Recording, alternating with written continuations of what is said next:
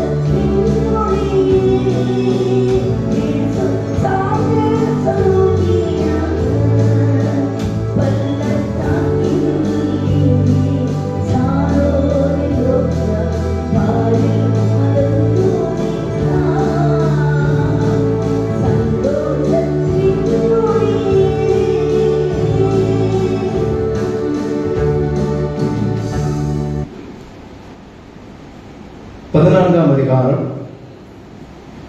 18ஆம் வசனம். இந்த 2024ஆம் ஆண்டினுடைய டிசம்பர் மாதத்திலே கர்த்தர் நமக்கு தருகின்ற ஆசீர்வாதமான வாக்குத்தத்த வசனம்.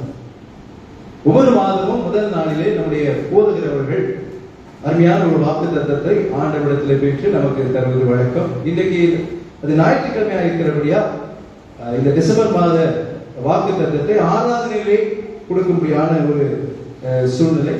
ஆக இந்த நாளிலே இந்த ஆசீர்வாதத்தின் அடிப்படையிலே ஒரு சில வார்த்தைகளை உங்களோடு பகிர்ந்து கொள்ள நான் ஆசைப்படுகின்றேன். இந்த டிசம்பர் மாத வாக்குத்தத்தம் யோவான் எழுதின சுவிசேஷம் 14ஆம் அதிகாரம் 18ஆம் வசனம். யாராவது ஒருவர் சத்தமாக வாசிக்கலாம். நான் உங்களை திக்கற்றவர்களாக விடேன், உங்களிடத்தில் வருவேன். அல்லேலூயா, அல்லேலூயா. எவ்வளவு சந்தோஷமா நீங்க இருக்கிறது உங்களுடைய அல்லேலூயால தெரிஞ்சிருச்சு. அல்லேலூயா. ஆண்டவருடைய வாக்குத்தத்தங்கள் நம்முடைய வாழ்க்கையிலே நிறைவேற வேண்டும். அதற்கு நம்மை முழுவதுமாக ஒப்புக் கொடுக்க வேண்டும். ஒரு நிமிடம் கண்களை மூடி கர்த்தருக்குள் நாம் ஜெபித்து நாம் நம்முடைய செய்திக்குள்ளே கடந்து போவோம். நல்ல ஆண்டவரே, இப்பொழுது நாங்கள் துதிக்கிறோம், ஸ்தோத்திரிக்கிறோம். இந்த நாளிலும் இந்த வாக்குத்தத்த வசனத்தின் அடிப்படையிலே ஒரு சில வார்த்தைகளை நாம் தியானிக்கும் போது இந்த வார்த்தை மூலமாக என்னோடு பேசும், எங்களோடு பேசும். இயேசு மூலம் கேட்கிறோம் அன்புள்ள பிதாவே, ஆமென். அல்லேலூயா. கர்த்தருக்கு மகிமை உண்டாவதாக. இந்த நாளிலே ஒரு சின்ன சந்தேகம் எனக்கு இருந்தது. இன்றைக்கு ஆராதனையிலே ஜனங்கள் இவ்வளவு வருவார்களா என்று. ஏனென்றால் நேற்றும் இன்றும் அதிகமாக மழை இருப்பதாக வானிலை சொல்லப்பட்டது. இந்த முறை இந்த புயல் எல்லாருடைய வானிலை கணிப்பு எல்லாம் என்ன பண்ணிடுச்சு, மாற்றி போடுச்சு. இப்படின்னாங்க அப்படின்னாங்க, ஒன்றும் நடக்கல. அது இஷ்டப்படி வந்துச்சு, நம்மளாம் அதுக்கு கீழ்ப்படி வேண்டியதா இருக்குங்க. ஹல்லேலூயா. இதுதான் உண்மை. ஏன்னா இயற்கைக்கு எதிராக நம்ம ஒன்றுமே செயல்படணும். இயற்கைக்கு எதிராக செயல்பட ஒரு வல்லமை யாருக்கு உண்டுனா ஆண்டவராகிய இயேசு கிறிஸ்து. ஹல்லேலூயா. ஆமா, எவ்வளவு பெரிய அதை புயலானாலும் ஆமா அமைதியா இரு அப்படின்னு சொன்னா என்ன ஆயிடும், அடக்கி போயிடும். அப்பேற்பட்ட ஆண்டவர் தான் நம்ம என்ன பண்றோம், ஆராதித்துக் கொண்டிருக்கிறோம். ஹல்லேலூயா.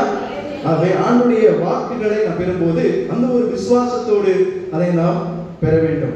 வாக்கு தத்தங்களை அனுபவிக்கணும். சும்மா காதல கேட்டு போயிடக்கூடாது. அதெல்லாம் நம்முடைய வாழ்க்கையிலே நாம் அனுபவிக்க நாம் பழகி கொள்ள வேண்டும். நம்முடைய வாழ்க்கையில் நம்ம ஒன்றும் இல்லைங்க. அதை யாராவது நம்ம சில நேரத்தில் நினைக்கிறோம், நம்முடைய தாழ்ந்துகள், நம்முடைய புகழ், நம்முடைய பெருமை இல்ல எல்லாரும் நான் இப்படி எனக்கு நல்ல பாடம் வரும், நல்ல பிரசங்கம் பண்ணுவேன், நான் பெரிய பணக்காரன், எனக்கு பெரிய வீடு இருக்குது, நான் நல்ல கார் வச்சிருக்கிறேன், இப்படி பலவிதமான பெருமைகளோடு நாம் வாழ்ந்து கொண்டிருக்கிறோம். ஆனா இந்த உலகத்திலே ஒரு நொடியிலே நாம் ஒன்றும் இல்லாம ஆகக்கூடிய சூழ்நிலை தான் நாம் என்ன பண்றோம், வாழ்ந்து கொண்டிருக்கிறோம். இந்த விரல் இருக்குல்ல, 5 விரல், இந்த விரலுக்குள்ள ஒரு மனக்கசப்பு வந்துருச்சு. இந்த 5 விரலுக்குள்ள மனக்கசப்பு வந்துருச்சு. அப்போ ஒருவருக்கு பேசாம இருந்தாங்க. இப்போ அவங்க என்ன பண்ணாங்க, நான் தான் எல்லாவற்றிலும் பெரியவன் என்று சொல்லி ஒவ்வொருவரும் ஒவ்வொரு விதமாக சொல்ல ஆரம்பித்தாங்க. முதல்ல இந்த கட்ட விரல் சொல்லிச்சு, இந்த 5 பேர்ல நான் தான் பெரியவன். ஏன்னா என் உதவி இல்லாம நீங்க எந்த ஒரு பொருளையும் என்ன பண்ண முடியாது, எடுக்கவே முடியாது. ஒரு வெயிட்டான ஒரு பொருள் தூக்கணும்னா நீங்க 4 பேர் சேர்த்து தூக்க முடியாது. மெயினா யார் இருக்கணும், நான் இருக்கணும். அதனால நான் தான் உங்கள பெரியவன்னு அந்த விரல் சொல்லிச்சான். உடனே இந்த விரல், 2வது விரல் சொல்லிச்சான், உனக்கு ஒரு பேர் தெரியல, எனக்கு ஒரு பேர் வச்சிருக்காங்க. என்ன பேரு, ஆள்காட்டி விரல். அவன் யாரையாவது சுட்டி காட்டினா வேற எந்த விரலையும் காட்ட மாட்டாங்க. எந்த விரலை காட்டுவாங்க, இந்த என்னுடைய என்னதான் காட்டுவாங்க. அது மட்டும் இல்லாம ஏதோ வழி காட்ட வேண்டும் என்றால் இப்படி போகுதுன்னா இந்த என்னுடைய கரலை விரலை நீட்டு தான் வழி சொல்லுவாங்க. நான் மற்றவருக்கு வழிகாட்டியா இருக்கிறேன், உங்களுக்குள்ள நான் தான் பெரியவன். உடனே 3வது விரல் வந்து சிரிச்சுதான், என்னடா என்ன பத்தி தெரியாம நீங்களாம் பேசிக்கிட்டு இருக்கீங்க, வாங்க லைனா வாங்க, லைனா நில்லுங்க, யார் பெரியவன் பாருங்க அப்படின்னு சொன்னாங்க. யார் பெரியவனா இருக்கிறாங்க, நடுவரல் தான் பெரியவனா இருக்கு. அப்ப யாரு பெருமைக்குரியவர், நான் தான் பெரியவன் அப்படின்னு சொல்லிச்சான். உடனே பக்கத்துல இருக்க 4வது அது சிரிக்கிறான். அதெல்லாம் சரி, ஆனா எனக்கு ஒரு பெரிய பேர் இருக்குது. என்ன பேரு, மோதிர விரல். ஆமா, ஏன்னா தங்கத்துல, ஏன்னா தங்கம் தான் விலை வந்தது, வயல் தான் விலை வந்தது. அதுல யாராவது மோதிரம் செஞ்சாங்கன்னா வேற விரல்ல மாட்ட மாட்டாங்க. இன்னைக்கு 5 விரலையும் மாட்டி இருக்கிறாங்க, அது வேற விஷயம். ஆனா ஒரு என்கேஜ்மெண்டோ ஒரு திருமணமோ ஒரு மோதிரம் மாத்துறாங்கன்னா வேற நேரத்துல மாட்ட மாட்டாங்க. 4வது விரல் தான், இந்த மோதிர விரல்ல தான் மாட்டுவாங்க. அப்ப நான் தான் பெரியவன். 4 பேர் தன்னுடைய பெருமைகளை சொல்லிடுச்சு. 5வது சொல்றதுக்கு ஒண்ணுமே இல்லை. ஏன்னா இருக்கிறதே குட்டி, அதுதான் சின்னதா இருக்கும், குட்டியா இருக்கும். அதுக்கு ஒரே அழுக, என்ன சொல்றது தெரியல. நேரம் ஆண்டவர்கிட்ட ஓடிச்சு. ஆண்டவர்கிட்ட போய், என்ன ஆண்டவரே இது அடுக்குமா? 5 விரல கொடுத்துட்டு 4 பேர் பெருமையா பேசிக்கிட்டு இருக்காங்களே, என்ன ஒண்ணு இல்லாம ஆக்கிட்டீங்களே, இது நல்லதா அப்படின்னு சொன்னாரப்பா. ஆண்டவர் சொன்னாரா, இந்த 5 விரல்ல நீ தான் ரொம்ப பெருமைக்குரியவன். ஏன் தெரியுமா? எல்லாரும் என்கிட்ட வந்து என்ன வணங்கும் போது எப்படி வணங்குவீங்க? இப்படிதான் வணங்குவீங்க. இதுல முதல்ல இருக்கிறது யார் தெரியுமா? நீதான். நீதான் முதல்ல இருக்கிற. என்னுடைய முதல்ல ஆசீர்வாதம் உனக்கு தான். அதற்கு பிறகுதான் ஒவ்வொரு விரலுக்கும். அதனால இந்த 5 பேர்ல நீ தான் பெரியவன், நீ கவலைப்படாத. கண்ணீரை தொடச்சிட்டு குஷியோட அந்த விரல் ஓடி போச்சான். ஹல்லேலூயா. இன்னைக்கு இப்படிதாங்க வாழ்க்கையில நம்ம ஒவ்வொருத்துக்கும் ஒரு விதமான பெருமைகள் இருக்கலாம். ஆனா ஆண்டவர் நம்ம எல்லாவற்றுக்கும் அவர்களுக்கு ஏற்றார் போல ஒரு அருமையான ஆசீர்வாதங்களை ஆண்டவர் தருவார். உங்களுக்கு கிடைப்பது எனக்கு கிடைக்காது, எனக்கு கிடைப்பது உங்களுக்கு கிடைக்காது. ஆனா கிடைப்பதை வைத்து நாம் என்ன பண்ண வேண்டும்? சந்தோஷமாய் வாழ வேண்டும். அதுதான் ஆண்டவர் விருப்பம். ஆகவே அவர்தான் சொல்ற, பவுல் சொல்றாரு, நான் எல்லாவற்றிலும் மனரமியமாக இருக்க கற்றுக்கொண்டேங்கிறார். நமக்கு என்ன தெரியுமா? அடுத்தவங்களை பார்த்து சூடு போச்சுக்கோம். அதுதான் நம்முடைய நிலைமை. இவங்க அப்படி இருக்காங்க, இவங்க அப்படி வந்தாங்க, நானும் 3 வாரம் ஜெபம் பண்றேன், தானியேல மாதிரி பவுல் மாதிரி நானும் ஊழியம் செய்கிறேன், யோசேப்பு மாதிரி நானும் பரிசுத்தமா இருக்கிறேன், ஆனா எனக்கு ஒண்ணுமே நடக்கலையே. இல்ல, அப்படிதான் நம்ம ஆண்டவர்கிட்ட கேட்கிறோம். உனக்கு என்ன கிடைக்குமோ அது ஆண்டவருடைய கிருபையின்படி உனக்கு நிச்சயமா கிடைக்கும். கிடைக்கலனாலும் என் கிருபை உனக்கு போதும் என்ற ஆண்டவருடைய வார்த்தையை நாம் ஏற்றுக்கொண்டு நீங்க வாழ்க்கையை நீங்க முன்னேற வேண்டும். சரி, வாக்குத்தத்தத்துக்கு வருவோம். யோவான் எழுதின சுவிசேஷம் 14ஆம் அதிகாரம் அது 18ஆம் வசனத்துல ஆண்டவர் இந்த வார்த்தை, நான் உங்களை திக்கற்றவர்களாக விடேன். சில நேரத்துல நாம் அப்படிதான் நிற்கிறோம். ஒரு காரியம் நமக்கு எதிராக இருக்கும்போது என்ன செய்வது திக்கற்றா, திசை தெரியாத ஒரு அனாதை போல இருக்கிற ஒரு நிலை. ஆண்டவர் சொல்ற, உன்னை நான் அப்படி விட மாட்டேங்கிறாரு. இந்த 11 மாதம் உன்னை நடத்தினேனே, இந்த 12வது மாதத்தில் இந்த வருடத்தின் இறுதியிலே உன்னை நான் திக்கற்றவர்களாக விடேன். நீ அப்படி என்ன நினைக்காதுங்கிறார் ஆண்டவர். எந்த சூழ்நிலை நீ இருந்தாலும் உன்னை நான் விட மாட்டேன். நீ அனாதை நினைக்காத, உனக்கு யாரும் இல்லைன்னு நினைக்காத, என் பையன் என்ன மறந்துட்டான்னு நினைக்காத, எங்க அப்பா அம்மா எனக்கு சரியா கவனிக்கலன்னு நினைக்காத, யாரையும் பற்றி நீ நினைக்காத. ஆண்டவர் சொல்றார், நான் உன்னை திக்கற்றாளா விடேன். சொல்லிட்டு என்ன சொல்றாரு? உங்களிடத்தில், ஹல்லேலூயா, இப்பதான் நீ சத்தமா சொல்லணும், உங்களிடத்தில் வருவேன் என்ற வார்த்தை எவ்வளவு ஒரு நம்பிக்கையான வார்த்தை. அப்ப ஆண்டவர் எல்லா நிலைகளிலும் ஆண்டவர் நம்மோடு இருக்கிறார். ஹல்லேலூயா. உங்களிடத்தில் நான் வருவேன். இந்த வார்த்தை யாருக்கு சொன்னார்? நீங்க இந்த 14ஆம் அதிகாரத்துக்கு முன்னதாக 13ஆம் அதிகாரத்துல நீங்க போனா உங்களுக்கு விஷயம் தெரியும். ஆண்டவர் என்ன சொன்னார்? சீஷர்களை பார்த்து 33ஆம் வசனம் 13 33 வாசிங்க. பிள்ளைகளே, பிள்ளைகளே யார் தெரியுங்களா?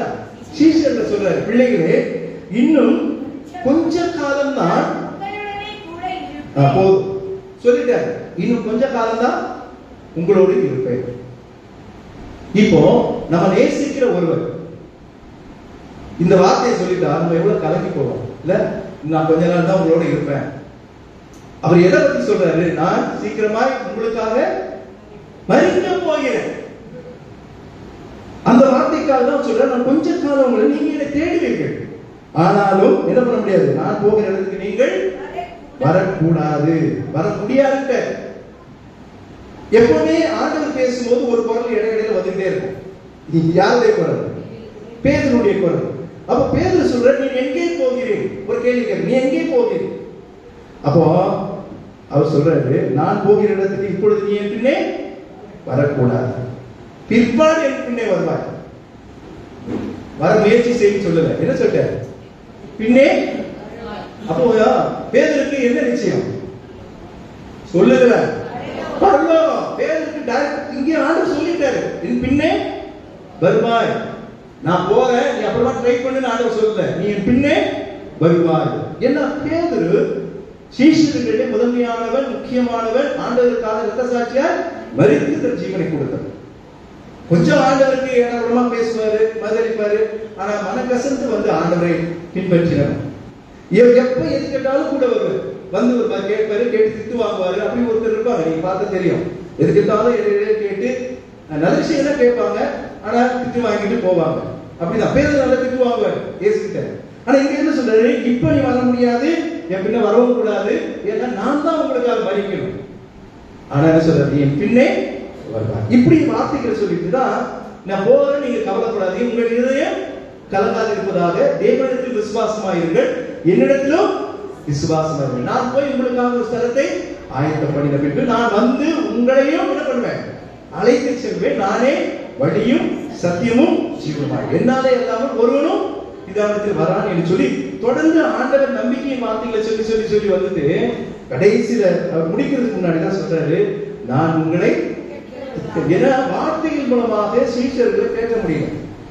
இவங்க என்ன நினைச்சு வந்தாங்கன்னு தெரியாது. இப்படி அதிசயம் செய்யறத பார்த்தா, அற்புதம் செஞ்சதை பார்த்தா, நம்ம வாழ்நாள் முழுவதும் இதை வச்சுக்கிட்டே என்ன பண்ணிடலாம், வண்டியை ஓட்டிக்கலாம் கூட ஒரு எண்ணத்தோடு இருப்பாங்க.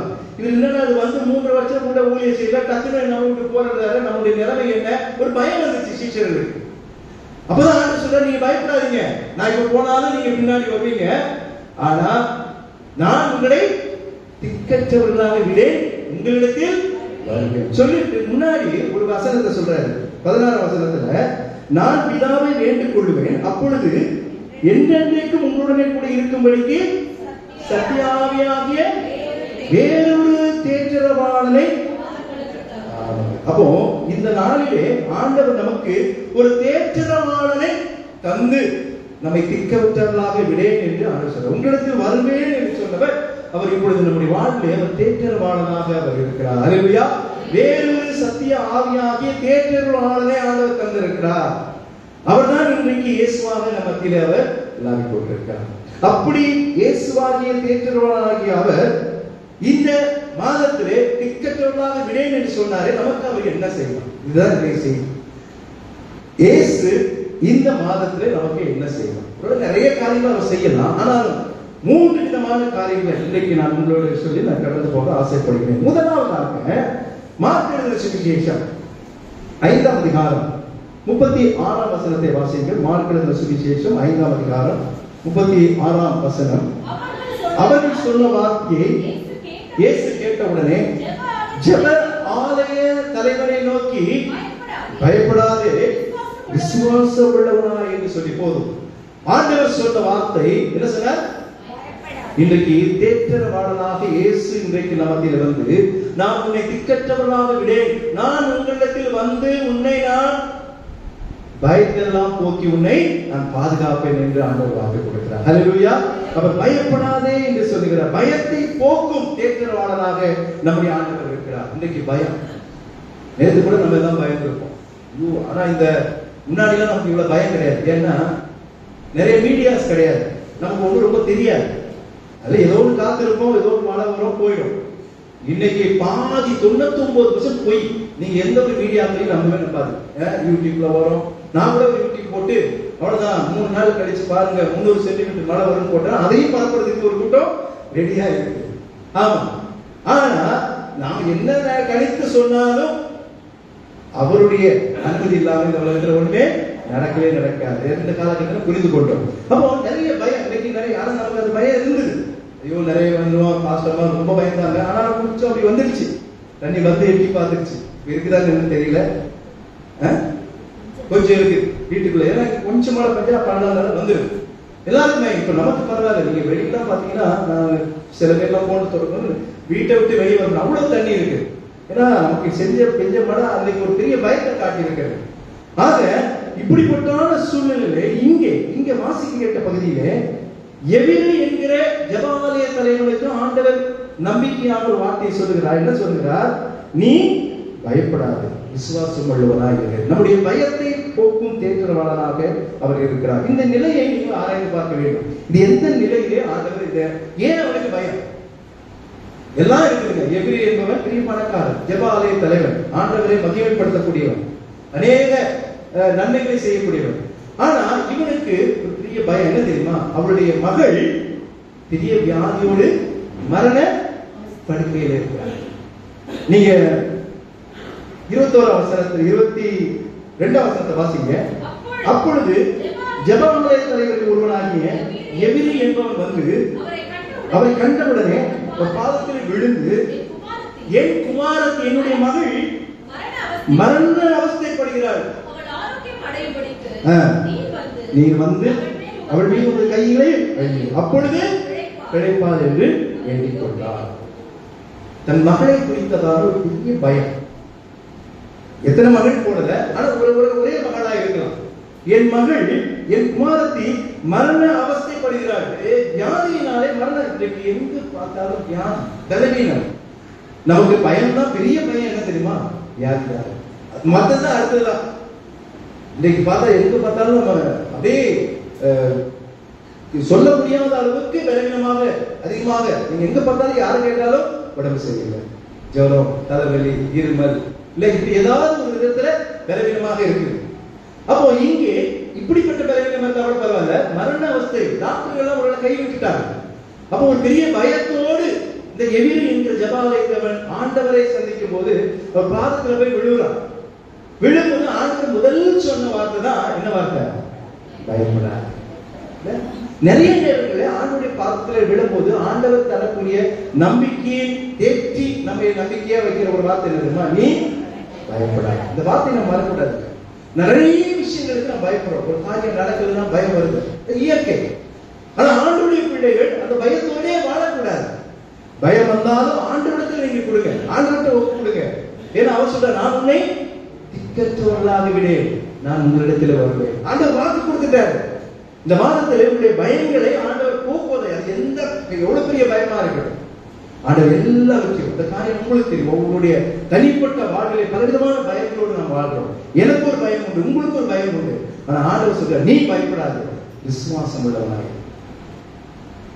இந்த சம்பவம் நடப்பதற்கு முன்பதாக இடையில ஒரு ஆண்டவர் ஒரு அற்புதத்தை செய்கிறார். அதுதான் 12 வருஷம் பெரும்பாலுள்ள ஸ்திரீ. முதல்ல ஜெபம் பண்ணது யாரு? எபிரி என்கிற ஜெபாலய தலைவர். ஆனா நடுவுல இன்னொருத்தருக்கு சுகம் கிடைக்குது. அதுதான் 12 வருஷம் பெரும்பாலுள்ள ஒரு ஸ்திரீ. நடந்து போகும்போது வஸ்திரத்துல அப்படி தொட்ட உடனே அவளுக்கு என்ன கிடைக்குது? சுகம் கிடைக்குது. அவ்வளவு பெரிய சந்தோஷம். இது கிடைச்ச பிறகுதான் இங்க என்ன பண்றாரு ஆண்டவர்? இங்க வர வழியில வந்து நடந்து வந்து வீட்டுக்கு வரும்போது இங்க என்ன நடக்குது? என்ன நடக்குது? நீ பயப்படாது, விசுவாசம் உள்ளவராக சொல்லி என்ன நடக்குது? 39 வருஷத்துல நீங்கள் சந்தடி பண்ணி அழுகிறது என்ன? பிள்ளை மறிக்கவில்லை, நித்திரையா இருக்கிறார் என்றார். அங்க ஒரு நகைச்சுவையான ஒரு சூழ்நிலை. ஏன்னா வந்து சொல்லும் போது பெண்ணு என்ன பண்ணல, மறிக்கல. சொல்லி முடிச்சு இங்க வீட்டுக்கு வரும்போது அவங்க என்ன ஆயிடுச்சு? மறித்து விட்டான். ஆனா ஆண்டவர் என்ன சொல்ல, எல்லாரும் பாருங்க, அவங்க செக் பண்ணிருப்பாங்க, சும்மா சொல்ல. இன்னைக்கு போன வாரத்துல கூட ஒரு நியூஸ் படிச்சேன். இது கொண்டு அடக்கம் பண்ணும்போது எடுத்துருச்சான். எந்த அளவுக்கு செக் பண்ணிருப்பாங்க எனக்கு புரியல. இல்ல ஆமா நியூஸ் படிச்சாரு, ஏன் உண்மையா தெரியாது. ஆனா இங்க எல்லாரும் செக் பண்ணி அவங்க மறித்து விட்டான்னு சொன்னாங்க. அவர் சொல்றதை பார்த்து, அதற்காக அவரை பார்த்து நகை, இயேசு கிறிஸ்துவை பார்த்து நகைத்த ஒரு கூட்டம் இங்க.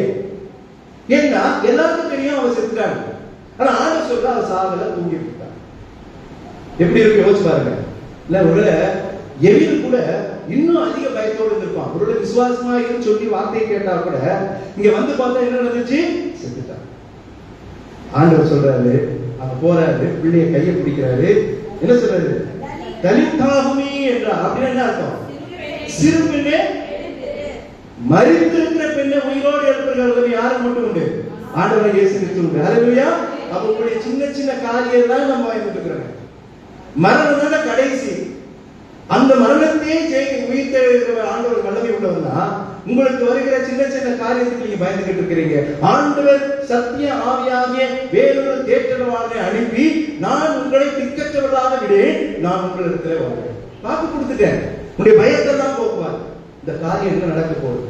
என்னுடைய திருமண காரியம், என்னுடைய படிப்பின் காரியம், என்னுடைய உடல்நிலை, என்னுடைய எதிர்காலங்கள், யோசிச்சு பாருங்க. இதெல்லாம் பத்தி பயம். என் பிள்ளைக்கு இப்படி இருக்குது, என்ன நடக்க வேலை இல்ல, கஷ்டம், பயங்கர பிரச்சனையில இருக்கிறோம். இந்த வியாதி என்னை விட்டு போகவே மாட்டேங்குது. நம்பிக்கை கொண்டாலும் நம்பிக்கை இழந்து விடுகிறோம். ஆண்டவர் சொல்ற, நீ பயப்படாது, இங்க தலிதாமி சிறு பெண்ணை எழுந்து என்று அவர் சொன்னார். அந்த பெண் உடனே என்ன பண்ணா? எழுந்து நடந்தார். அவருடைய வயசு என்ன போட்டு? ஹல்லேலூயா. ஆண்டவர் எப்படி அற்புதமாய் அவங்க இணைக்கிறார் பாருங்க. 12 வயசு பெண்ணை உயிரோடு இருப்பதற்கு முன்னதாக 12 வருஷ பெண்பாடுள்ள ஸ்திரீக்கு ஆண்டவர் அற்புதம் செய்கிறார். 12 என்பது ஆண்டவருக்கு அது ஒரு முக்கியமான ஒரு நம்பர். ஏன்னா சீஷர்கள் எத்தனை? 8 வச்சிருக்கலாம், 10 வச்சிருக்கலாம், 15 வச்சிருக்கலாம், 12. கோத்திரங்கள் எத்தனை? 12. விசேஷத்தை. ஆக இந்த 12 என்பது எப்படி 4, 5, 1 இருக்குது. அதுவே 12 என்பது ஒரு விசேஷத்தை என்ன இருக்குது. இங்க 12 வயது நிரம்பிய அந்த பெண்ணை ஆண்டவர் உயிரோடு எழுப்பிவிட்டார். அப்போ சிரிச்சவங்க எல்லாம் இப்ப எப்படி நினைச்சிருப்பாங்க? யோசிச்சு பாருங்க. பேச்சு வந்திருக்காரு, நம்ம வாயடைச்சு போய் நின்றுப்பாங்க. தெரியாதனமா சிரிச்சுங்க. எவ்வளவு பெரிய தப்பு பண்ணிட்டு, எவ்வளவு பெரிய ஆண்டவர். அங்க இருக்கிற எல்லாருமே அவரை ஏற்றுக்கொண்டிருப்பாங்க. ஹல்லேலூயா. நிச்சயமா. ஏன்னா குறிப்பா இந்த எவிருக்கு எவ்வளவு பெரிய சந்தோஷமா இருக்கு பாருங்க. மரண அவஸ்தை எல்லாம் இருக்குதுங்க. ஒரே ஒரு பயம், என் பொண்ணுக்கு உடனே சரி, இப்ப மரித்து போயிட்டா. நான் ஆண்டவர்கிட்ட போனதால ஆண்டவர் என்ன பண்ணார்? அவரை உயிரோடு எழுப்பினார். நம்முடைய வாழ்க்கையில செத்து போச்சுன்னு நினைக்கிற காரியத்தை கூட ஆண்டவர் என்ன பண்ணுவார்? உயிரோடு இருப்பார். ஹல்லேலூயா. நம்மள மட்டும் கை கொடுங்க, மற்றவங்க கை கொடுப்பாரு. ஆண்டவர் அதை முடியும். ஆக முதல் காரியம், நம்முடைய பயத்தை ஆண்டவர் போக்குவார். இரண்டாவது, நம்முடைய வாழ்க்கையிலே லூக்கா சுவிசேஷம் 1ஆம் அதிகாரம் 74, 75 வாசிங்க. லூக்கா 1, 74, 75. தமது ஜனத்தை சந்தித்து மீட்டுக்கொண்டு நம்முடைய சத்துருக்களை நின்றும் நம்மை பகைக்கிற யாருடைய கைகளில் நின்று நம்மை போதும். அந்த வசனத்தை சேர்த்து வாசிங்க. தம்முடைய தாசனாகிய தாவீதின் வம்சத்திலே ஏற்படுத்தினார். ஹல்லேலூயா. ஆண்டவர் பிறப்பினுடைய ஒரு பெரிய ஆசீர்வாதத்திலே ஒன்று என்ன தெரியுமா? நமக்கு வாழ்வில் இருக்கிற பகைகளை ஆண்டவர் என்ன பண்ணுவார்? நீக்கி போடுவார். இதான் போடப்பட்டிருக்குது. நம்மை பகைக்கிற யாருடைய கைகளில் நின்றும் ஆண்டவர் நம்ம என்ன பண்ணுவார்? ரட்சிப்பார். ஹல்லேலூயா. உங்களை பகைக்கிறவர்கள் உடனே நான் ஏன் இந்த வார்த்தையை நான் நிறைய காரியங்களை யோசிக்கும் போது, இந்த நாட்களில் நமக்கு சமாதானம் இல்லாத ஒரு வாழ்க்கை தான் நம்முடைய வாழ்க்கை. நாம நேசிக்கிறோம், ஆனா நம்ம என்ன பண்ண மாட்டாங்க? நேசிக்க மாட்டாங்க. இல்ல அப்படிதான் இருக்கு. ஒரு பக்கத்து வீடா இருக்கலாம், இல்ல குடும்பத்துல இருக்கலாம். எத்தனை வீட்டுல அப்பா அம்மாவோட பையன் பேசுறது இல்லை தெரியுமா? ஒரு பகை. என்ன பகை தெரியாது. அப்பா அம்மா என்ன துரோகம் பண்ணிடுவாங்க யோசிச்சு பாருங்க. எத்தனை வீட்டுல பிள்ளைகள் மதிக்காதபடி பெற்றோர்கள் இருக்கிறாங்க யோசிச்சு பாருங்க. பிள்ளைகள் பெற்றோர்களை பாசம் காட்டாம இருப்பாங்களா? பக்கத்து வீட்டுல எவ்வளவு நன்மை செஞ்சாலும் அவங்க நமக்கு எதிராக இருப்பாங்க. சுற்றி இருக்கிற பகை நிமித்தமாக ஒரு பயம். ஆண்டவர் சொல்றார், நான் தேற்றரவாளனாகிய நான் உங்களிடத்தில் வந்து உங்களுடைய பகையை நீக்கி உங்களை நான் என்ன பண்ணுவேன்? ரட்சிப்பேன் என்று ஆண்டவர் சொல்கிறார். முதலாவதாக பயத்தை போக்குகிறவராக ஆண்டவர் இந்த வாக்குத்தத்தத்தை நமக்கு தருகிறார். இரண்டாவது, நம்முடைய வாழ்வில் இருக்கிற பகையை நீக்குவதாக ஆண்டவர் வாக்கு கொடுக்கிறார். நீதிமொழிகள் 10ஆம் அதிகாரம் 12ஆம் வசனம் இப்படியாக சொல்லுகிறது, பகை விரோதங்களை எழுப்பும். பகை விரோதங்களை எழுப்பும். நீங்க பகை அவங்க பகைக்கிறாங்கன்னா நீங்களும் பகைக்க கூடாது. ஆண்டவர் 14ஆம் அதிகாரத்துல நான் உன்னை திக்கற்றவர்களாக விடேன் என்று சொல்லிட்டு சொன்னாரு. அதுக்கு முன்னாடி எதை பத்தி அதிகமா பேசுறாரு தெரியுமா? யார வாசிக்கும் போது பார்த்து வச்சீங்களா? அன்பு. ஆமா, அன்பை பத்தி தான் பேசுறாரு. எவன் ஒருவன் என்னிடத்தில் அன்பா இருந்து என்னுடைய வார்த்தையை கை கொள்கிறானோ அவனுக்காக நான் என்ன பண்ணுவேன்? தேவனிடத்தில் வேண்டிக் கொள்வேன். நமக்காக பரிந்து பேசுகிற தேவன் ஆண்டவர் அங்க என்ன பண்றாரு? ஜெபம் பண்ணிட்டு இருக்காரு. யாருக்காக? உங்களுக்காக, எனக்காக அவர் பரிந்து பேசிக் கொண்டிருக்கிறார். அப்போ நீங்க மற்ற இடத்திலே அன்பை நாம் வெளிப்படுத்த வேண்டும். ஒருவேளை அன்பை வெளிப்படுத்தி அவர்கள் உங்கள் பகைமை கொண்டால் நீங்க ஆண்டவரத்தில் விட்டுரு. ஆண்டவர் இந்த மாதத்துல சொல்ற, உங்களுடைய பகைமையை மாற்றி போடு, உன்னுடைய பகையை நான் நீக்கி போடு, உன் பகையை போட்டு எடுத்து போடு. வாழ்க்கையை பகையை வைத்துக் கொண்டு நீ சந்தோஷமா இருக்கவே முடியாது. ஆமா, யோசேப்பு ஒரு உதாரணத்துக்கு எடுத்துக்கங்க. வேதம் சொல்கிறது, தன் சொந்த சகோதரர்களாக யோசேப்பு பகைக்கப்பட்டான். வேதம் சொல்லுகிறதா இல்லையா? 18ஆம் வசனத்தை வாசிங்க. ஆதியாகமம் 50, ஆதியாகமம் 50 18 இல்ல 37 4 வாசிங்க. 37 4. அவனுடைய சகோதரர் எல்லாரும் அவனை தங்கள் தகப்பன் அதிகமாய் நேசிக்கிறதை என்ன ரீசன் அது சொல்லப்படுகிறது பாருங்க. 37 அவனுடைய சகோதரர் எல்லாரிலும் அவனை அதிகமாக நேசிக்கிறதை அவன் சகோதரர் கண்டபோது அவனோட பட்சமாய் பேசாமல் அவனை என்ன பண்ணாங்க? ஒரு பகை வாழ்வுக்குள்ளே சிக்கிக் கொண்ட யோசேப்பு. அது யார்? வெளியாடு இல்ல, யாரு? தன் கூட வந்த தன் சொந்த சகோதரர்களை பகைக்கப்பட்டான்.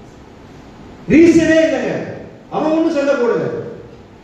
அப்பா அம்மாவுக்கு ரொம்ப பிடிச்ச ஒரு செல்ல பிள்ளையா இருக்காங்க. அது பொதுவாக எல்லா வீட்லையும் வரக்கூடியதான். 4 பிள்ளைங்க இருந்துச்சுன்னு வச்சுங்களேன், கேட்போம். ஒரு கண்ணில் வெண்ணையும் ஒரு கண்ணில் சுண்ணாம்பையும் வைக்காதீங்க கேட்டுப்பாங்க.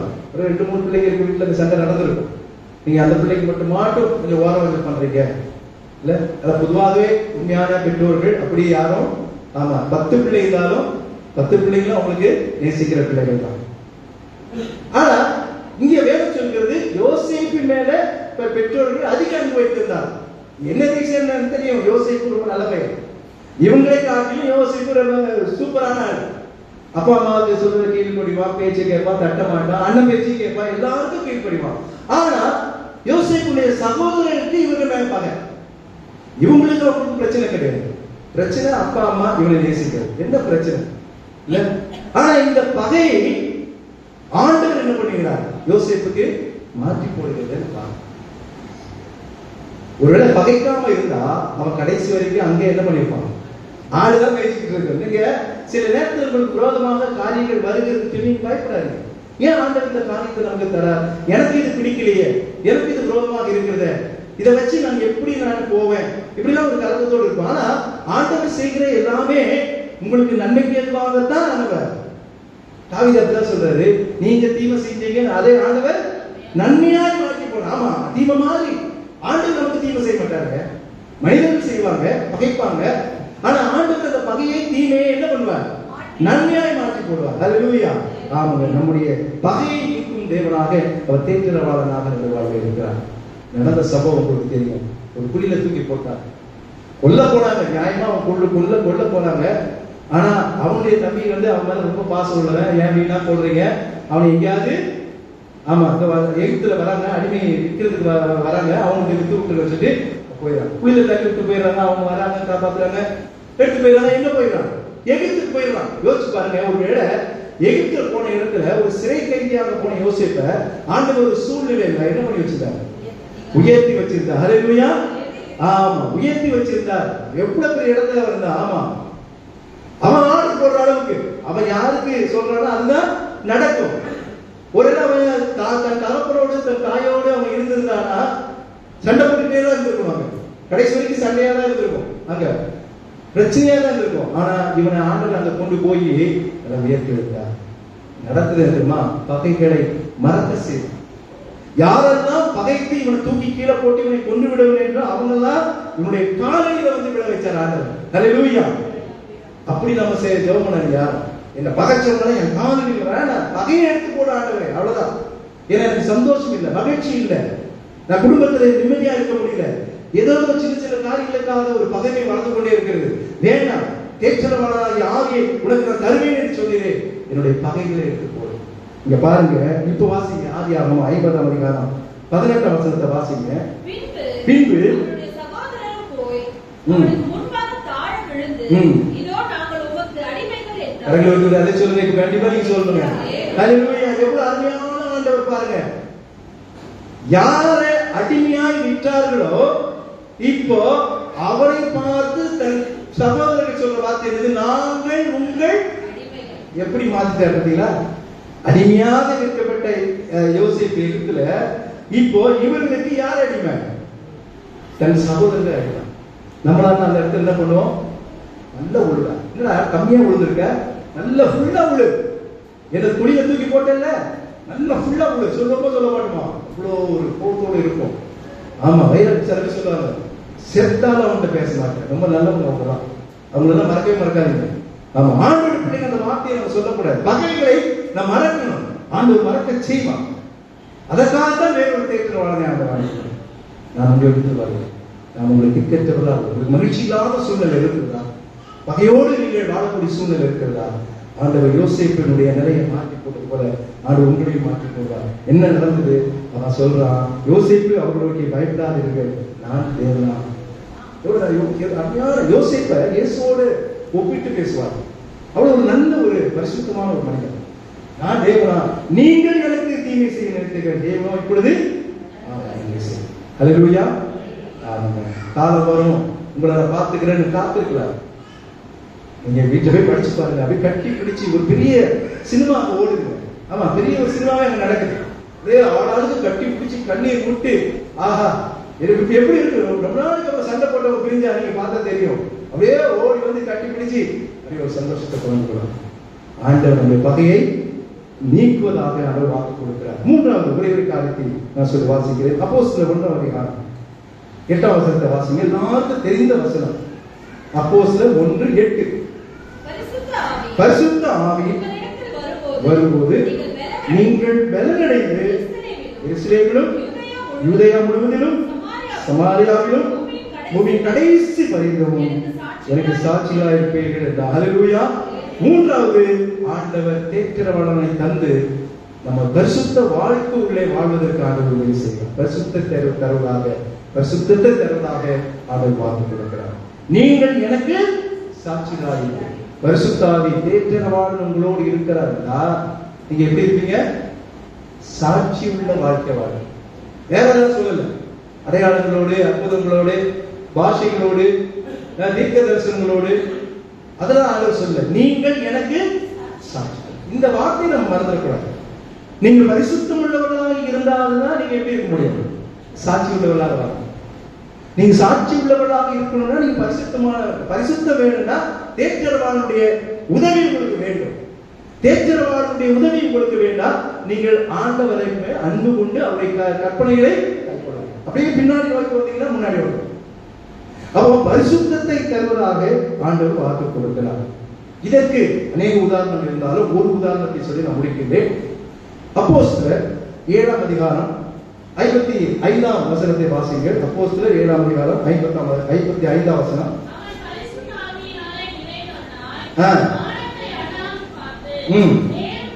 தேவனுடைய மகிமையையும் தேவனுடைய வலது பாதத்தில் இயேசுவானவர் நிற்கதையும் அவன் யாரவர்? ஸ்தேவான். ஸ்தேவான் என்ன நிறைந்திருக்கிறவன்? பரிசுத்த ஆவியினாலே நிறைந்திருக்கிறான் என்று வேதத்தில் வாசிக்கிறோம். வேதம் அவனை குறித்து சொல்லுகிறது. 8ஆம் வசனத்துல, 6ஆம் அதிகாரம் 8ஆம் வசனத்துல, ஸ்தேவான் விசுவாசத்தினாலும் வல்லமையினாலும் நிறைந்தவனாய் ஜனங்களுக்குள்ளே பெரிய அற்புதங்களையும் அடையாளங்களையும் செய்தான். இந்த ஸ்தேவான் எப்படிப்பட்டவன்? அவன் பரிசுத்த ஆவியை உடையவனாக இருந்தான். தேற்றரவாளன் அவனோடு இருந்தான். நான் வேறொரு ஆவியாகிய தேற்றரவாளனும் வந்து தருவேன் என்று சொன்னவர் ஸ்தேவானோடு இருக்கிறார். இந்த நீங்க 6ஆம் அதிகாரத்தை வீட்டுல போய் படிச்சு பாருங்க. 6ஆம் அதிகாரத்துல நீங்க தொடர்ந்து 6-7 ஒரு பெரிய பிரசங்கம் நடக்குது. யாரு? ஸ்தேவான். ஆதியிலிருந்து நடந்த சம்பவங்களை ஜனங்களுக்கு சொல்றான். ஸ்தேவான் மேல பொறாமை கொண்டவர்கள் இந்த ஒரு கூட்டம். என்ன நடக்குது? அப்பொழுது லிபர்த்தினர் எண்ணப்பட்டவர்களுக்கு ஆலயத்தை சேர்ந்தவர்களும் சிரேன பட்டணத்தாரிலும் அலெக்சந்திரியா பட்டணத்தாரிலும் சிலிசியா நாட்டாரிலும் ஆசியா தேசத்தாரிலும் சிலர் எழுப்பி ஸ்தேவானோட என்ன பண்ணாங்க? ஏன்னா இவர் சொன்னதை அவங்க ஏற்றுக்கொள்ள முடியும். இவர் தர்க்கம் பண்ண, சண்டை போடல, பகை வேண்டாம் என்று ஒதுக்கிட்டு ஆண்டவருடைய சுவிசேஷத்தை அறிவிக்கிறார். இப்ப என்ன நடக்குது? ஆண்டவர் பரிசுத்த ஆவியை அவர்களுக்கு தருகிறார். என்ன நடக்குது என்று பார்த்தா 7ஆம் வசனத்துல மீண்டுமாக, நீங்கள் அவர் பரிசுத்த ஆவியினால் நிறைந்து அவன் பார்த்த போது என்ன காட்சி காண்கிறான்? தேவனுடைய மகிமையும் தேவனுடைய வலது பாசத்தில் யார் இருக்கிறார்? இயேசுவானவரை நிற்கிறதையும் கண்டு என்று வாசிக்கிறோம். இது நடந்த உடனே இன்னும் அவங்களுக்கு கோபம் வந்துச்சு. என்ன பண்ணிட்டாங்க? ஜனங்கள் எல்லாம் சேர்ந்து, ஆமா, அது வரைக்கும் ஒருமனப்படல. ஆனா ஸ்தேவானை கொன்று விட வேண்டும் என்றதுல ஒருமனப்பட்டு அவன் மீது கல்லறிந்து என்ன பண்ணாங்க? அவனை கொன்று போட்டார்கள். அதாவது 59ஆம் வசனத்தில், அப்பொழுது கர்த்தராகிய இயேசுவே என் ஆவியை ஏற்றுக்கொள்ளும் என்று சொல்லி ஸ்தேவான் தொழுது கொள்ளுகிட்டு அவனை கல்லறிந்தார். அவனோ உலகால் படிக்கிட்டு, ஆண்டவரே இவர்கள் மேல் இந்த பாவத்தை, இது யார் சொன்ன வார்த்தை மாதிரி இருக்குது? இயேசு சொன்ன வார்த்தை பார்த்தீங்களா? இயேசு தான் சொன்னார், பிதாவே இவர்களுக்கு தாங்கள் செய்கிறது இன்னதென்று அறியாதிருக்கிறார். இல்ல, இந்த இடத்துல எந்த ஒரு கோபத்தையும் அவன் காட்டல. ஏன்னா அவர் பரிசுத்த ஆவியினாலே நிறைந்து அவர்கள் முன்பதாக ஒரு சாட்சி உள்ளவனாக இருக்கிறான். ஆண்டவருடைய சுவிசேஷத்தை அறிவிக்கிறான். அவன் செஞ்ச தப்பு என்ன? உள்ளதை உள்ளதென்று சொல்லுவான். அவரால் ஏற்றுக்கொள்ள முடியும். அவனை இரத்த சாட்சியாக ஸ்தேவான் மரிக்கவில்லை. கண்டறிந்து கொண்டார்கள். அவனோ சத்தமிட்டு சொன்னான், இப்படி சொல்லி அவனுடைய பரிசுத்தம் இல்லாமல் இந்த உலகத்தில் வாழ முடியாது. பரிசுத்தமா இருந்து ஏங்க அவன் ரத்த சாட்சியா மறிக்கணும். இன்னும் கொஞ்சம் வாழ்ந்துருக்கிறாங்க. ரத்த சாட்சியாக மறிப்பது ஆசீர்வாதங்களிலே பெரிய ஆசீர்வாதம். அதெல்லாம் நிறைய பேருக்கு கிடைக்காது, நமக்கெல்லாம் கிடைக்காது. அதெல்லாம் கிடைக்கணும்னா காலங்கள் மாறும், நமக்கு எதிரான நிலைகள் வரும். நம்ம ஜெயிச்சுக்கிட்டே இருக்கிறோம், அதனால அப்படிப்பட்ட காலம் தள்ளி போய்கிட்டே இருக்கு. ஒரு நாள் வரும், அப்பொழுது அநேக ரத்த சாட்சியா மறிக்க வேண்டிய நிலைகள் வரும். ஆனா ஆண்டவர் நமக்கு ஒரு வாக்குத்தத்தத்தை கொடுத்திருக்கிறார். நான் உங்களை கேட்கிறவனாக இருக்கிறேன். நான் வேறொரு தீர்க்கரவாதனை கொடுத்து அனுப்பி நான் உங்களுக்கு என்ன பண்ணுவேன்? எங்களுக்கு எல்லாரும் சொல்லமா? ஹல்லேலூயா. ஆகவே ஆண்டவர் நமக்கு வாக்கு கொடுத்திருக்கிறார். நான் உங்களை திக்கற்றவர்களாக. வார்த்தையை நீங்க நம்புங்க, வாக்குத்தத்தத்தை நம்புங்க. அவரால் கூடாத காரியம் ஒன்றுமில்லை. ஆகவே நம்முடைய பயத்தை போக்குவதாக, பகையை நீக்குவதாக, பரிசுத்தத்தை தருவதாக அவர் வாக்கு கொடுக்கிறார். ஆகவே இந்த கடைசி நாட்களிலே ஆண்டவர் நம்மோடு இருக்கிறார் என்பதை விசுவாசிப்போம். ஒவ்வொரு நாளும் நம்ம தேய்ச்சி ஆற்றி அரவணைத்து ஆசீர்வதித்து நம்முடைய வாழ்விலே அதிசயங்களை காண பண்ண கர்த்தர் உதவி செய்கிறார். புதிய வாரம் டிசம்பர் மாதம் நம்முடைய வாழ்விலே ஆசீர்வாதமான மாதமாக இருக்க கர்த்தர் தொடர்ந்து உதவி செய்வார். கர்த்தர் நம்மை ஆசீர்வதிப்பார்.